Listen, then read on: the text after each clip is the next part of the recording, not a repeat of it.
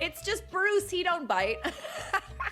Hello. Hello, welcome back to my channel once again. Bruce coming at you. Tonight we're going to talk about something different. I see so much crap on TV today. The news is giving you little tidbits of what's going on for the attempted assassination on former President Trump. I'm tired of hearing about it. I mean, I'm not putting it down. I'm just, everywhere you look, it's every YouTuber in the world is giving their opinion, and some of them are okay. Others are just way out there. Like, what the hell are you thinking? I'm sick of hearing about it, and you're probably sick of hearing about it too. That's probably why you're clicked on this today.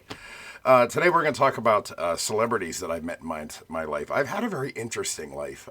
The last video I did a longer video about Mr. Rogers and meeting him and my experiences with him as a little kid.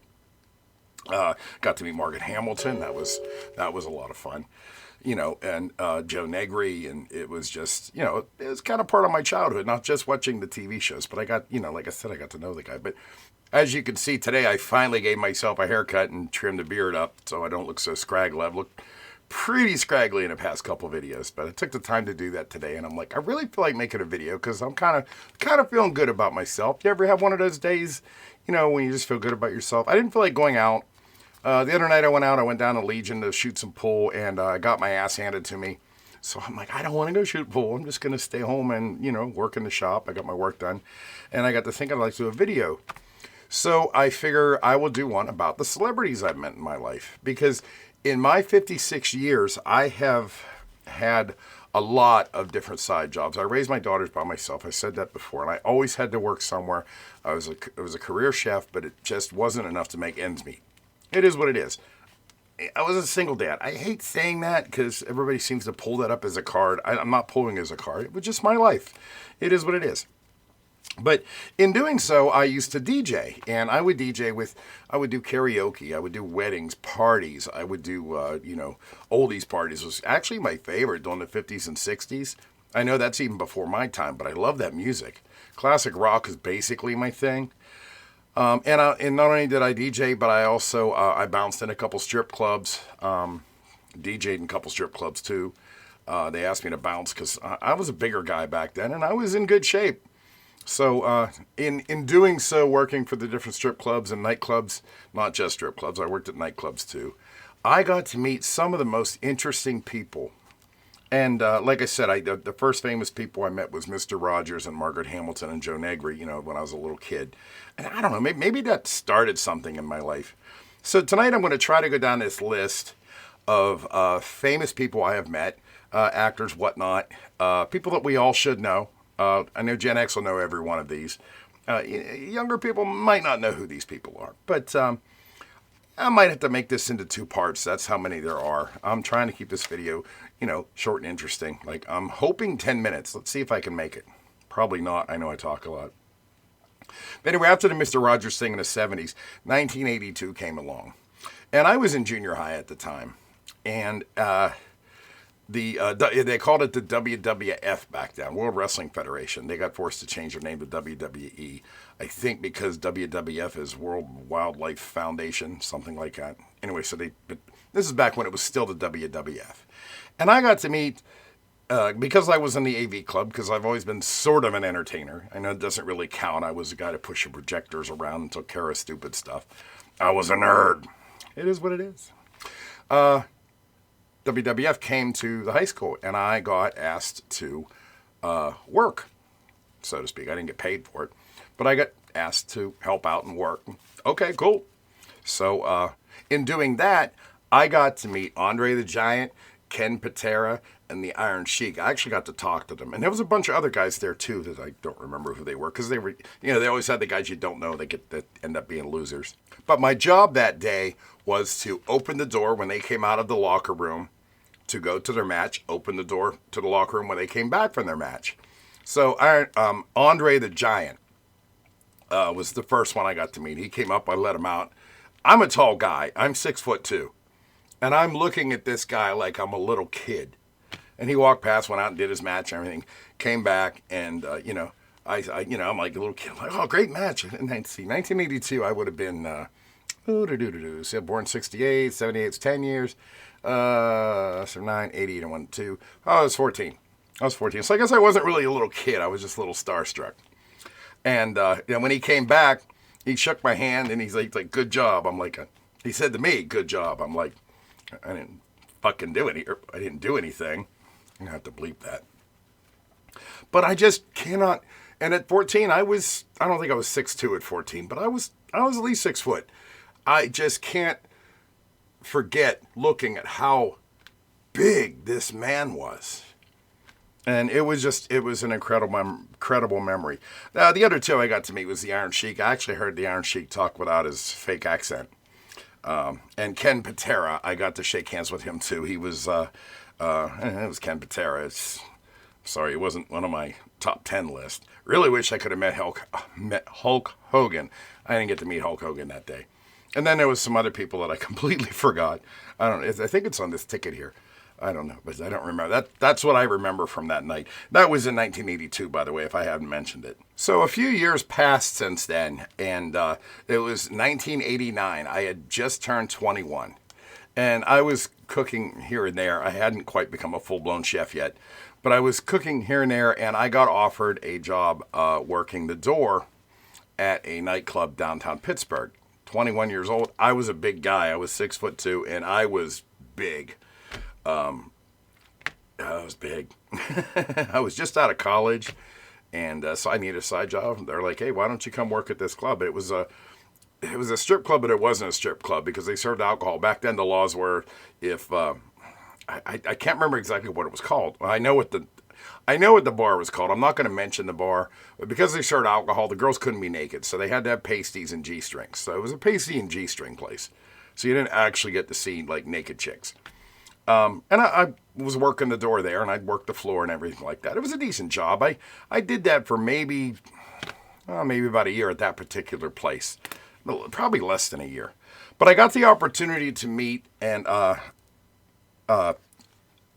very famous person, by the name of Prince.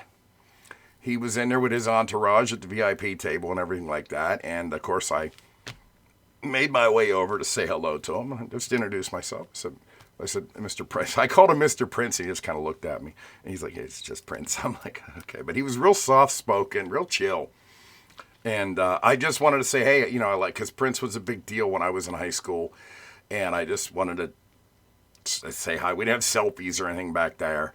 And I didn't get to shake his hand. I thought maybe he might shake my hand. He's like, it's nice to meet you. I said, I really appreciate your music. I says, I find it great. I said, I just wanted to tell you that. I said, I'm sure you hear it all the time. He did offer to do an autograph. He said, would you like an autograph? I'm like, no, I don't. Because first of all, I didn't have anything to sign on me. And I'm not an autograph type of guy. Big deal. I got someone's name on a paper. It doesn't mean nothing to me. I got the memory up here. That's the best part of it. And I basically said that to him. Maybe not as articulate, because I'm pretty sure I was like, because it's Prince. But, and he just like, that's a really cool attitude. I'm like, yeah, dude, I said, I'm just happy to meet you and tell you I appreciate your music, because it's a big part of my high school life. I mean, it was just, and even after that was, I loved Prince. It was great. So that was 1989. This next one, I'm not really sure what year it happened. It was somewhere between 1989 and 1999. So in that 10-year span, and actually the more I think about it, because when I was in Cincinnati, it couldn't have been those years. So it had to be about 1991, 92. It doesn't matter. I'm going to tell you the story anyway. I worked at a place in Greensburg, a little bar called Mr. Toad's. And I was cooking in the kitchen. And a little tiny place. And I'm cooking in the kitchen, doing my thing and everything. And I heard a rumor that Harrison Ford was in another bar down the street. That bar was called the Baggy Knee. Now, the Baggy Knee closed down a long time ago, but it used to be a historical bar in Greensburg, Pennsylvania. But now, if you've ever seen my videos, you know I'm a huge Star Wars fan. So I said, the heck with it. I actually got fired for this, but I don't care. I said, the heck with it. I punched out. I said, I'm taking a half-hour break. There actually wasn't any food that needed cooked. It was an okay time to take a break. And I left the restaurant. I went over to the Baggy Knee. and because I wanted to meet Harrison Ford. And it sounded like a good idea at the time. I mean, it was just a little bar that I worked in anyway, and I was young, so I didn't really care. So I get to the Baggini, and I walk in, and it's not very crowded, surprisingly. And I'm looking around. Sure enough, I see Harrison Ford with like 4 or 5 other people. I'm kind of boisterous. When there's something I want, I usually just go for it. I walked around for a few minutes, build up my nerve. I walked over. I said, Mr. Ford, I said, it's very nice to meet you. I love Star Wars. I loved Indiana Jones. And he was like, oh, that's nice to hear. He shook my hand. I didn't ask for an autograph or a picture or anything because, once again, back then we didn't have the selfies and the social media. I just had that memory of meeting Harrison Ford. It was very civil to me, very nice. Honestly, I think I kind of annoyed him a little bit, but I don't care because I got to shake hands and meet Harrison Ford in a normal environment instead of like at a Comic-Con where you got to pay dollars and dollars and dollars. And like I said, the best I can think, that was 1991, 1992. Because I moved to Cincinnati with my first wife shortly after that. So obviously, if I had to raise my kids by myself, that marriage didn't last. We got divorced in 97. Yeah, March of 97. I remember I had a big party. And I'm not going to down my ex-wife. I'm not. I managed to do all these years raising my daughters by myself. I badmouthed her to a minimal and let my kids figure it out on their own. That's another thing. Don't badmouth your ex in front of the kids. You can badmouth your friends all you want to. Don't badmouth them in front of the kids. I tried not to, and my girls actually figured it out on their own. My oldest just turned 30 here a couple days ago, and yeah, they figured it out. So, a little bit of advice thrown in here. But anyway, so now it's 1999. I moved back in with my parents for a little bit to get my, oh, no, wait, when it was 1999, I got divorced in 97. I was back on my feet by 99. I lived in a little house in Greensburg. Doesn't matter. Anyway, I was working at a convenience store, and here in Pennsylvania, popular convenience store is called Sheetz, Sheetz. And I got a chance. I was right off the turnpike in a little town called New Stanton, Pennsylvania. There's a bunch of hotels there. It's one exit away from Pittsburgh. And so it was nothing for famous people to come in and out, actors, whoever, just always come in. And they'd stay at the hotels, whatnot. And occasionally you'd see them at Sheetz. This particular night, I'm working. I was a shift supervisor, and I'm working. And a bunch of people start coming in. I didn't know them, no big deal. I don't remember what night of the week it was. I'm sure it was a weekend. And I look up and I see a really beautiful made-up woman standing in front of me with her entourage or whatever. And I recognized her right away. And the reason I recognized her right away is because of this picture you're looking at right now. It was the same month that she was in Playboy. It was Naomi Campbell, obviously. And I looked at her, and I get starstruck to a point, but it's not really a big deal. I just like having the memories of meeting interesting people. I have a lot of interesting people that I met in life that aren't celebrities that will sit and talk to just because they're interesting. But I looked at her, and I didn't recognize her right away because you don't expect this to happen, especially whenever the Playboy itself is sitting right there on the counter. I don't know how convenience stores are in your state, but back then they could sell Playboys from the convenience stores. I looked at her, I'm like, are you? She's like, I'm Naomi Campbell. And she smiled, and she was so pretty. She was so pretty. And she smiled, and I'm like, and I got to shake her hand because what else is she going to do? It's not like I can give her a hug or anything because that'd be creepy. Even when I was just younger. And she actually offered, because she saw the magazine sitting right there, she actually offered to sign it. Now, I don't normally do autographs. I just, because A, they get lost. And this was before eBay days, too. Not that I would get an autograph and sell it. I wouldn't do that. But this particular case, I'm like, I pulled it off. I didn't even pay for it. I think I stole that magazine, actually. And I said, if you want to, sure. So she signs right across the cover. She writes Naomi Campbell to Bruce. That's my name. I'm like, all right, sweet. All right. I know I didn't pay for that. No, not the cops again. Oh wait, statute of limitations. We're good. Yeah, and then she gave it to me. And got talked to her. I'm like, I mean, what are you gonna say to Naomi Campbell? You can't say, I love seeing you naked, or I don't know, because I don't really know her work, but I knew who she was. She's a supermodel. If you don't know who that is, she's a supermodel. Now, a little bit starstruck on there, and I had this magazine that I never paid for, and of course the other people that were working, they got a little starstruck too. It's just good memory. I went home. I was dating a girl at the time, and I went home and I told her, and she thought I was a dick. But like, it's not like I hit on her. I went to her hotel with her. All right, moving on. Okay, so now on the timeline, we're at 1999 with Naomi Campbell, like I said. Shortly after that, I started working a security job during the day. I was still cooking at night. I quit the sheets job. I started working a security detail at during the day. And it was actually right down the road, like I said about the city named New Stanton, Pennsylvania. The Sony plant was there. I think it still is. The Sony plant was there. And so I got a job working security at the Sony plant. And pretty quickly I became a shift supervisor, which means I was making the schedules. And so it was nice because I could make my schedule, be home for my kids, and then go cook dinner at the restaurant I was working at. With the babysitters. And I had everything worked out. It was a nice system. But I'm working at Sony, and unfortunately, if you remember what happened in 2001, that's when 9/11 happened. This isn't something to brag about, but it is a little piece of history, so I am going to leave it in here.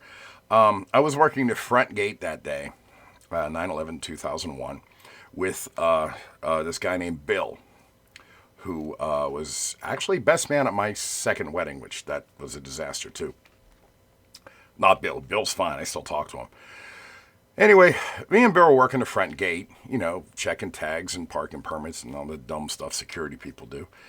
And it's early in the morning. Howard Stern's on the radio.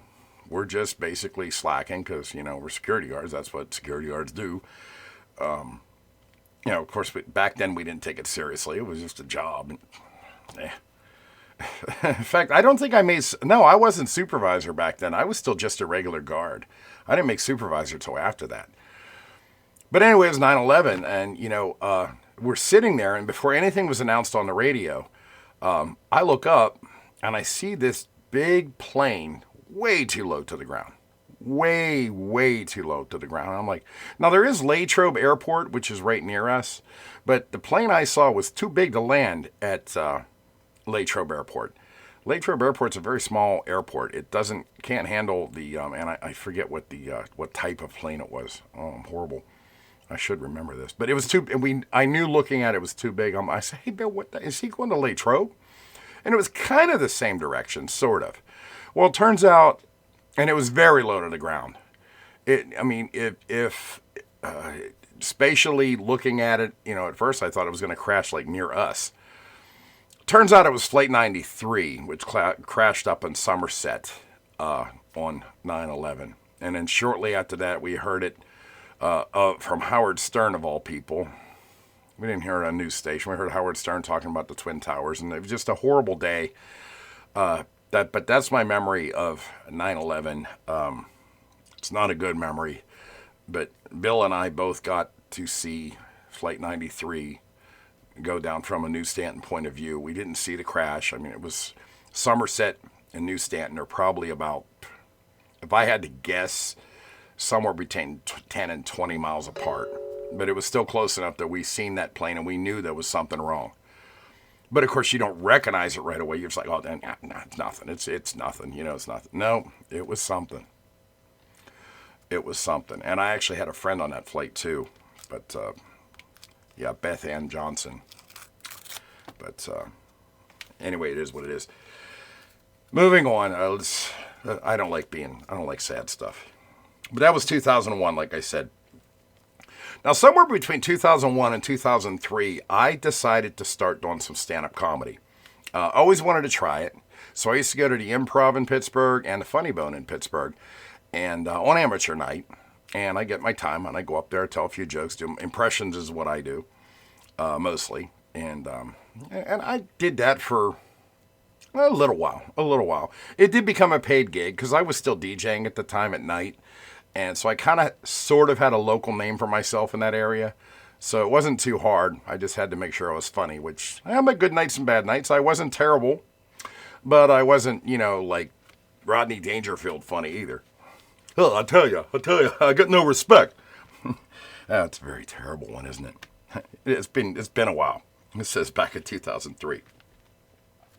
But I was a regular on Amateur Night at the Funny Bone and the Improv. So it'd be nothing for me to be there. One night I was there, and it was going to be, they had Dave Attell, Colin Mockery, and Ryan Stiles. And afterwards, it was going to be, I was way, way, way down the line just to do a little, I think they gave me, 2 minutes? Not even that, I don't even remember. But, and I'm sitting there, and the guy that was supposed to open up for Dave Attell, because Dave Attell was first, never showed up. So the manager goes to me, he's like, "Hey, Bruce, can you go on early?" I'm like, "Yeah, I don't care, I'm ready." I wasn't drunk enough. I ended up opening up for Dave Attell, and then Colin Mockery and Ryan Stiles too. I was nervous as hell. But I got up there and I did my stand-up routine. I had it, set what I was going to do that night. I told the jokes and everything like that. I got a lot of laughs. Probably the biggest crowd I've ever done. And it was nice. And then afterwards, I sit at the bar and watch the rest of the show. Didn't think much of it. Saw Dave Attell. Speaking of Dave Attell, in case you don't know who he is, here's a picture of him. He used to have that show on, was it MTV? I think it was MTV. I don't even know. But anyways, Insomniac. He'd go to these bars late at night in different cities and show you what the nightlife was about. And just in case you don't know who Colin Mockery and Ryan Stiles are, you probably remember them from Whose Line Is It Anyway? Or the Drew Carey Show. They are just brilliant together. They're funny. They're hysterical. They are hysterical. So like I said, I did my thing. Did the stand-up comedy routine that I normally do. And it was all good. I'm sitting at the bar having a couple drinks. I'm getting pretty slammered, actually. I actually had a DJ job out that night that I paid another girl to do so I could be there. I wasn't planning on being there that late. I was only supposed to do my thing and come back. But because I opened, I stuck around. I have all these people coming and talking to me. They thought it was funny. And it's a good feeling. It's a really good feeling. And then, Dave Attell was done. He also came to the bar and he hung out with the people, which was amazing because a lot of celebrities would just disappear. Nope, he's hanging out at the bar and everything. Starts talking to me because, I opened up for him. He knew the situation. The guy that was supposed to open up for him didn't show. The guy that was supposed to open up for him didn't show. You can tell when I get excited because I start stuttering again. But, hey, it is what it is. But he sat down and he said, "Hey," he said, "you're really funny." He said, you're really raw. And I'm like, all right, I wasn't like telling dirty jokes or anything like that. But what he meant by raw is that you can tell I'm not used to doing it. I'm like, yeah, I do it, just for the hell of it. And I was stuttering back then too, but I just learned to make a joke of it anymore. It is what it is. Very nice conversation with him, and I got to meet Ryan Stiles and Colin Mockery after the show too, and they were nice guys. I didn't have as much of a conversation with them as I did with Dave Attell. We're sitting there, we did a couple shots at the bar, and Dave Attell's like, "Is there any place else to go?" And I said, "Well, I told him I had a DJ out doing another gig somewhere. I said, I have to go check on her and, basically her ride home." So he actually came with me. So I walk into this bar with Dave Attell. My DJ's working. She was too young to know who he was. She had just turned 21 herself. And I walked in, sat down at the bar, and she was fine. So I let her go. I'm like, all right, you can finish out the night. And I told her who the guy was. This is one of the comedians down there. So she finished out the show, and it wasn't a karaoke show. Why did I say that? It was a pretty much a classic rock show. A little bit of rap thrown in there. I'm not a rap guy. She was though, and she did a great job. But we sat down at the bar, and people had noticed, and a few people recognized her, but they didn't believe it. It's one of those things. It's like, no, that can't be. That can't be. Not with Bruce. No, it can't be. It took about 45 minutes before they figured it out.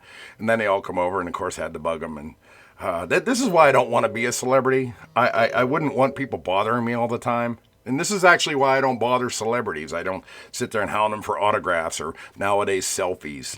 I'm just happy to meet people, But anyway, it was a good night. It's burned in my memory. Dave Attell actually talked me into trying out for America's Got Talent. He actually put a good word in for me back then. And I did try out for America's Got Talent. But you know what? I think I'm going to save that for part 2 because I realized how long I've been talking and I didn't want this to be too long. So I'm going to stop right there. If you're interested in this, if you like hearing my stories about celebrities I've met and you want to hear my America's Got Talent story, leave me a comment, leave me a like, subscribe. That's great too. Share the video. I'd like to get some more people that, like to talk about stuff like this when I feel like doing it. And, yeah, I think I'm going to let you guys go right now. Yeah, I never give you a cliffhanger before, did I? Ooh, you got a cliffhanger tonight. Yeah, if I get enough likes and I see people showing enough interest, I'll do part 2, which would be from 2003 up till now. So it's the whole 21 years. And there's a bunch more on this list that I've met and a couple crazy stories that I've done.